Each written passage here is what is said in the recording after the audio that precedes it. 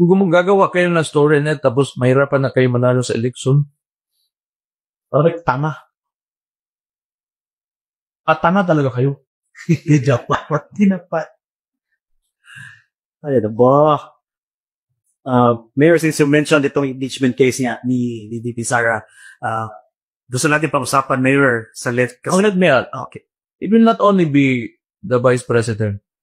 Pag sinimulan ni Remulla yan, yung ombudsman niya na posisyon, pag natapos niya yan si Inday Sara, lahat ng mga politiko, mahawakan nila eh.